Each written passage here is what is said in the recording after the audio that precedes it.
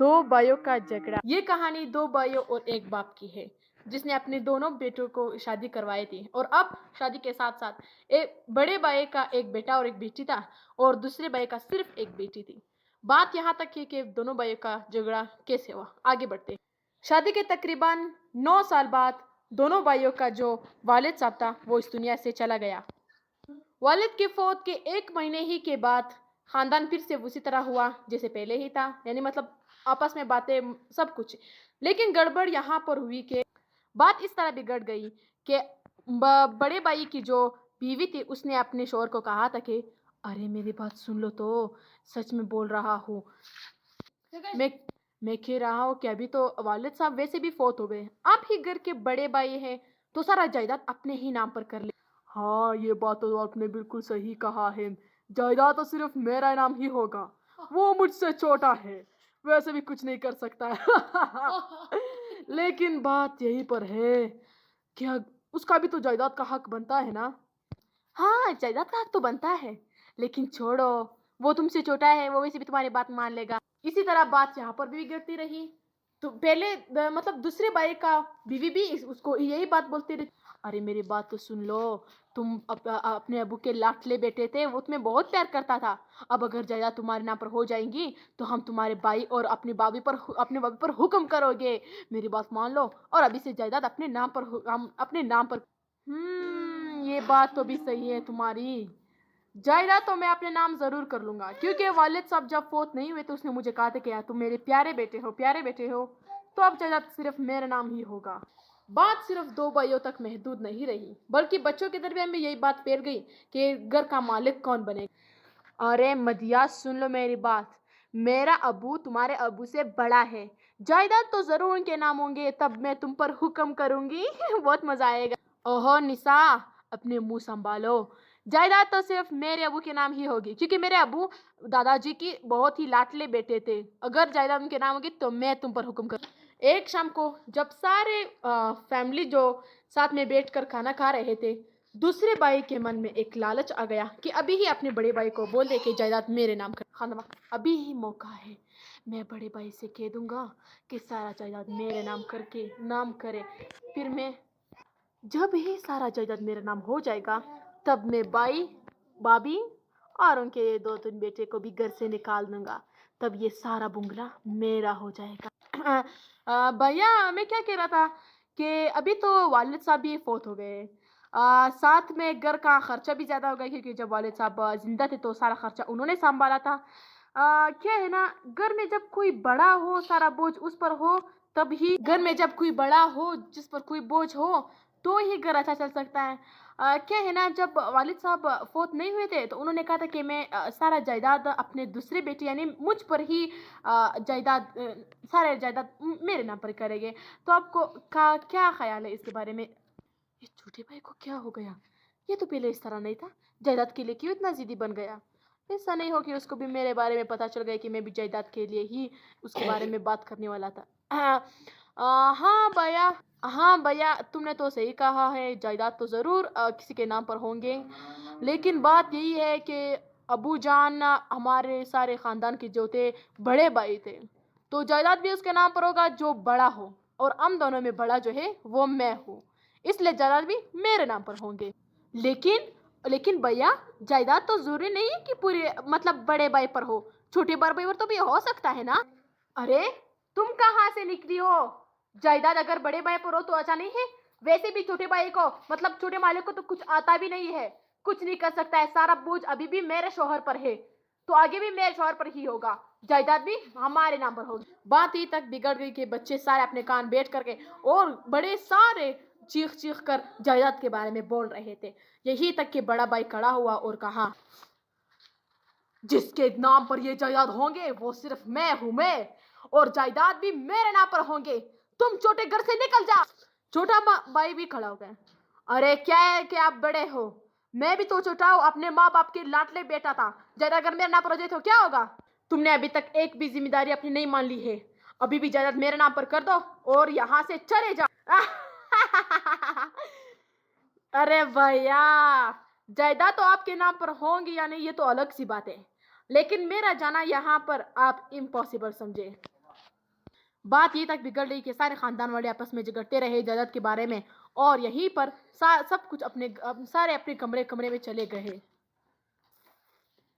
اور کھانا خالی رہ گیا۔ بڑے بھائی اس بات پر بہت افسوس تھا کہ آج پہلی بار اس نے اپنے چھوٹے بھائی کے ساتھ اس طرح برتاؤ کیا تھا۔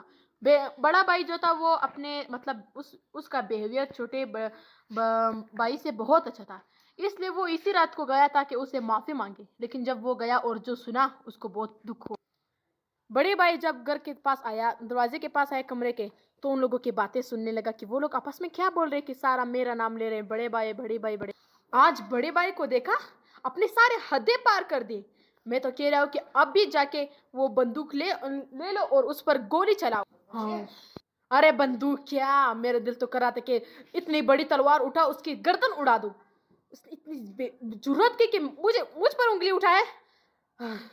دیکھو پریتی، کل جا کے ہم ایک ملی صاحب کے جائیں گے، اس سے سارا مشورہ کریں گے کہ جائیداد کس کے نام پر ہوگا، بڑے یا لوٹلے مطلب جو جس کو زیادہ پیار ملا ہو اس بھائی کو۔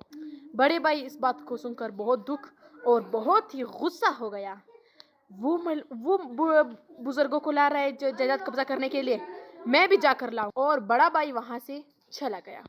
چھوٹا بھائی اپنے کل صبح ہی روانہ ہوا تاکہ ایک ایسا بزرگ کو پیدا کر سکے، یا پھر ایسا بزرگ جو چھوٹا بھائی ان کو پیسے دے کر جائیداد اپنے نام کر سکے۔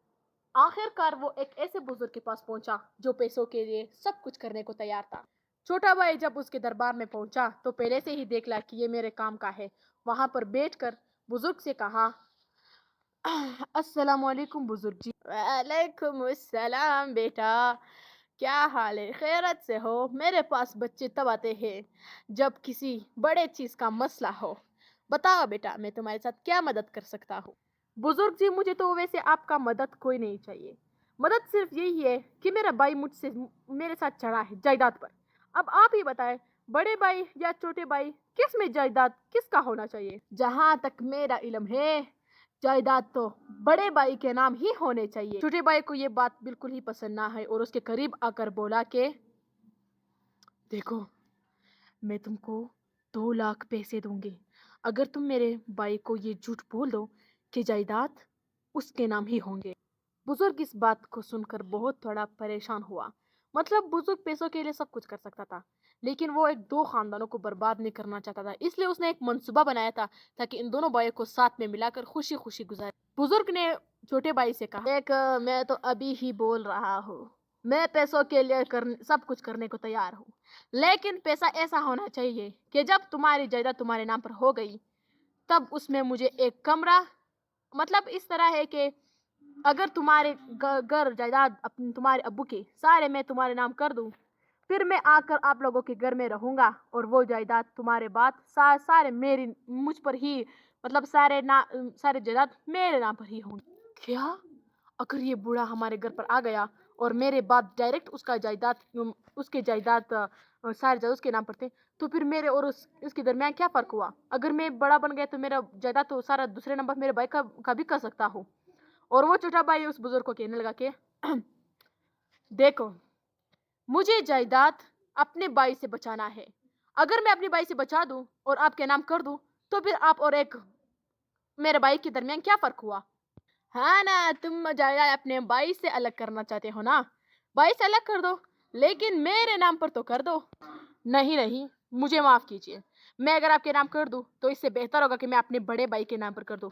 اور ہاں، میں کتنی پاگل ہوں، مطلب میں کتنا پاگل ہوں، میں نے اپنے بڑے بھائی کو اتنا گدھا سمجھا، اتنا پاگل سمجھا۔ وہ تو میرا بڑا بھائی تھا، وہ تو میری جان تھا، وہ تو میرا دل تھا، وہ مجھ سے بڑا تھا، وہ اتنا شفقت کرتا تھا، اتنا محبت کرتا تھا مجھ سے، لیکن میں نے لالچ میں آ کر اس کو اتنی بری باتیں سنائی۔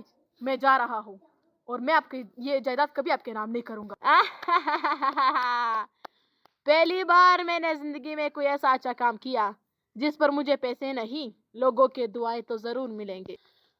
جب دونوں آپس میں، مطلب شوہر اور بیوی آپس میں آ گئے تو بیوی نے کہا، کیا ہوا؟ تم بزرگ سے مل گئے کیا؟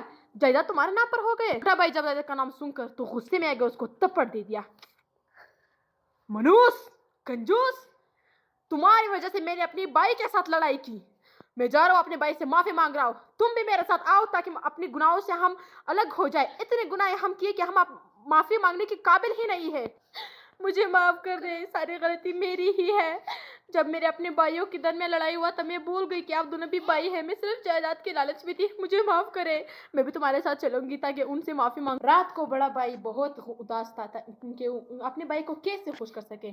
یہی کہ اس کا چھوٹا بھائی اپنے کمرے میں داخل ہوا. چھوٹے بھائی کے سارے خاندان آ کر اور اس کے پیروں میں بیٹھ گئے اور چھوٹے بھائی نے اپنے بھائی سے کہا, بھائی مجھے معاف کر دے. مجھ سے بہت بڑی غلطی ہوئی بھائی, مجھے معاف کر دے. کیا ہوا بھائی, تم مجھ سے معافی کیوں مانگ رہے ہو؟ تم تو میرے بھائی ہو. کس وجہ سے معافی مانگ؟ نہیں بھائی, میں آپ کی معافی کی قابل نہیں ہوں. میں نے بہت بڑی غلطی کی ہے. میں جائیداد میں آ کر, لالچ میں آ کر میں نے آپ سے جھگڑا کیا. مجھے معاف کر دے. میں تو دوسرا بھائی ہوں. جائیداد تو یقیناً آپ کے نام ہونی چاہیے. بڑا بھائی اپنے چھوٹے بھائی کی یہ معافی مانگنا دیکھ کر اور اس کے آنکھوں میں شرم کے آنسو دیکھ کر وہ آگے گیا اور اس کو گلے لگایا. معاف کر دیا بھائی, تم تو میرے دل کا ٹکڑا ہو.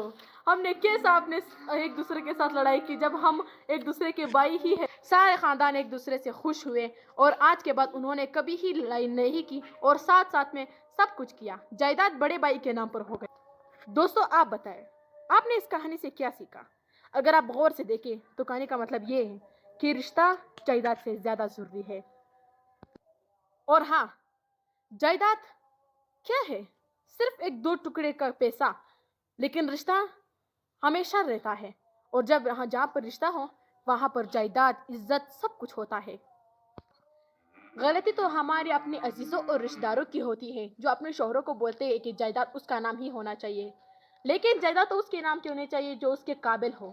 جب اس کے کوئی قابل نہیں ہوتا ہے تو جائیداد اس کے نام کیوں ہونا چاہیے؟ اور ہاں, جائیداد کے لیے قابل یا ناقابل کا ہونا ضروری نہیں ہے. جائیداد کے لیے یہ ہونا ضروری ہے کہ ساتھ سارے گھر خوش ہو. اور اب ہم بچے تو اچھے گھر بھی جا سکتے ہیں. پہلے تو ہم اپنے ابو اور چاچا کے جنگ کی لڑائی کی وجہ سے ہم اپنے گھر بھی نہیں, اسکول بھی نہیں جا سکتے ہیں. لیکن ابھی اچھا ہوا کہ سارے خوش ہیں. اب خوشی کی بات تو یہ ہے کہ اب کھانے پر لڑائی کے علاوہ سب کچھ ہوتا ہے. سب کچھ کا مطلب یہ ہے کہ محبت کی باتیں ہوتی ہے. اگر آپ کو یہ کہانی اچھی لگی ہو تو چینل کو سبسکرائب, کمنٹ اور شیئر ضرور کیجیے. اور ساتھ میں یہ نہ بولے کہ جائیداد اور رشتہ داروں میں آپ لوگوں کو کیا چاہیے. اگر جائیداد چاہیے تو ہماری ویڈیو دیکھے بھی نہیں, لیکن اگر رشتہ چاہیے تو ہماری ویڈیو